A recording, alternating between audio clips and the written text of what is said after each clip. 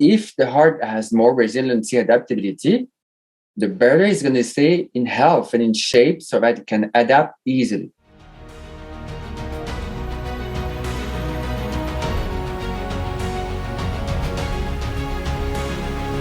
I want to talk about HRV, or heart rate variability, which, as I just mentioned, is kind of this term that everyone's using, you know, the Fitbits, the Oura Rings of the world, everyone that's kind of tracking health right now for the last few years. This has been a big thing.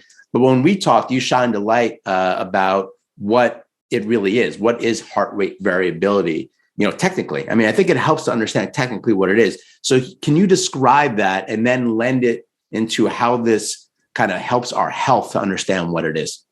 Exactly.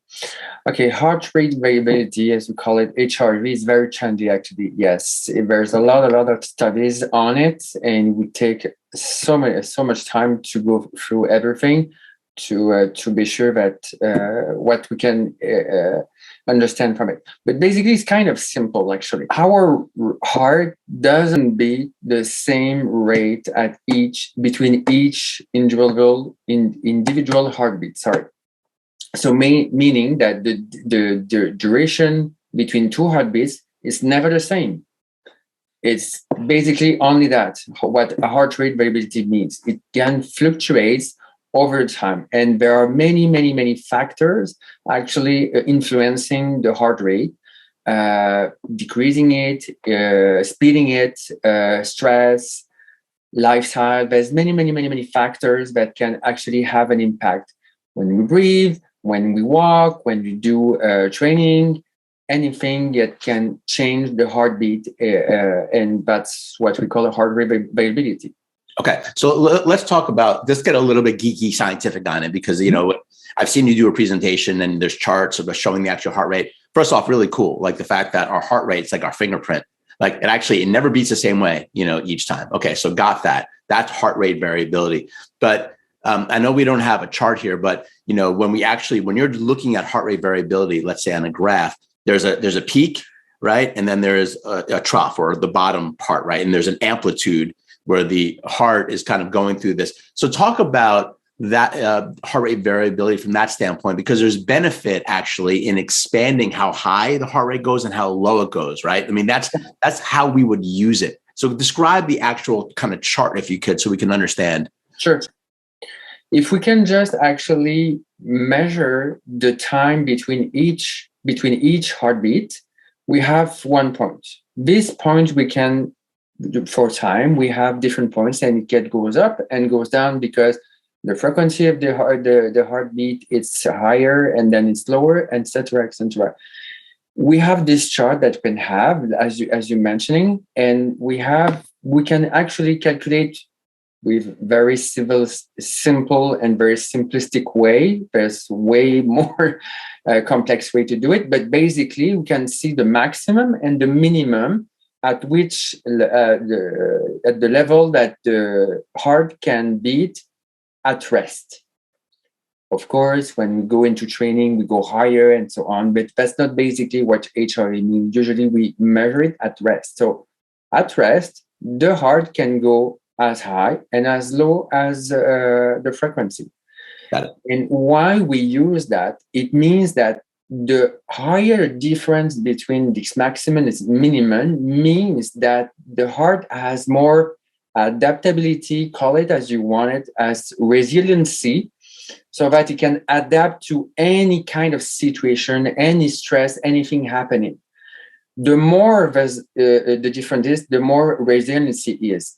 Meaning that if the heart has more resiliency, adaptability, the better it's going to stay in health and in shape so that it can adapt easily. Okay, so that makes a lot of sense, right? So we have this heart rate variability that can be measured, right? Basically how kind of like in a resting state, how kind of high our heart goes and how low it goes, like as it's beating, right? And you're mentioning that if we expand that, it's better for health. And I think that's why this has become all the rage. I think we're getting into the nuts of it, right? So like the whole idea of tracking it, which is what everybody's doing, is so we can actually see, okay, are we doing good work to expand it? Talk to me just for a moment about some of the benefits. I know there's a lot, right? But in your studies and in the research that's coming out, what are some of the benefits, the main ones that people listening would want to hear about by doing the work of increasing HRV, as we're about to get into a couple practices that will help do that? So why don't you go ahead and share that? There are so many benefits long-term. We can, as I said, is to increase the heart variability amplitude. We can decrease eventually, it's not necessarily medically, but we can decrease blood pressure. We can increase self-regulation capacity. We can have better mental health because everything is connected between the mind and heart specifically. The immune system is going to benefit from it. All the system actually are benefiting from that.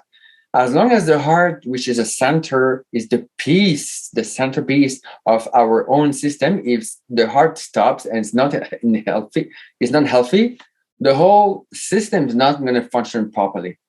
And we talk about the mind, about the immune system, about the digestive system. It can increase all these areas actually. Okay. So basically it's so many and it makes sense. I mean, the heart's central, but before we get into the actual practice of heart coherence, talk to me about the mental health piece, right? Because a lot of the stuff is physical.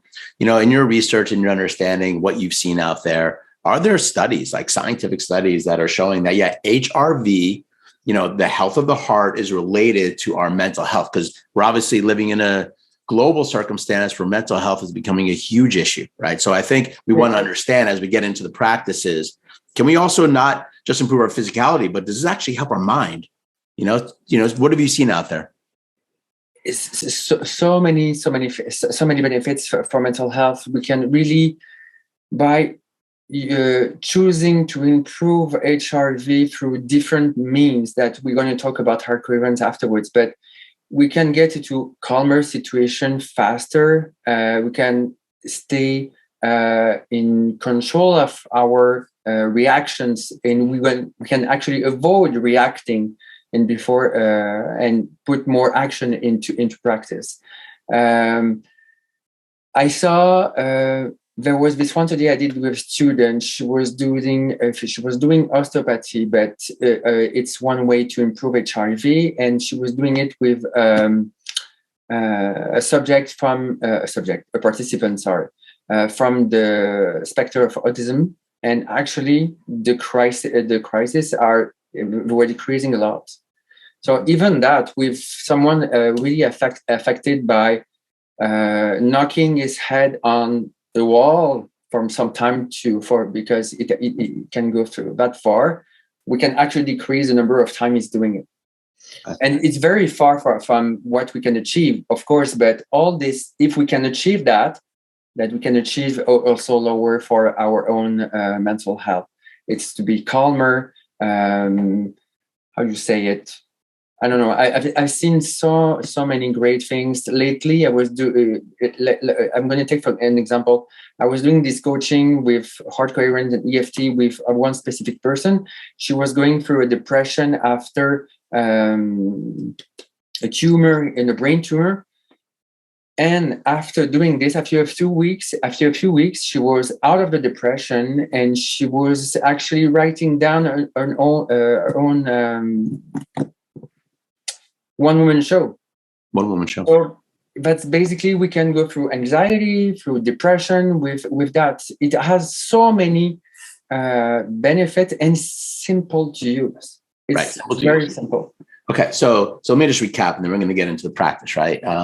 This thing, and the reason why these huge companies out there are focusing on HRV is that what Julien is talking about here is real, right? Like, they're not dumb companies. Like, they understand that if we can increase our HRV, it will better our health. And for these companies, they're going to sell more product, make more money because they're helping do that, right? But I think what our purpose here is to understand why that is. And so I really appreciate you bearing with me by asking some specific questions, getting the scientific kind of understanding, does help. There are literally countless studies right now. If you Google it, it's crazy. I mean, like, it is really accelerating right now in our moment in time. This is very hot right now. So if you're listening to this and you've played with HRV and you're wanting to know more, great. We're going to get to that right now. And if this is new to you, that's also awesome. Like, meaning that you can start right now, a practice that can help you do it.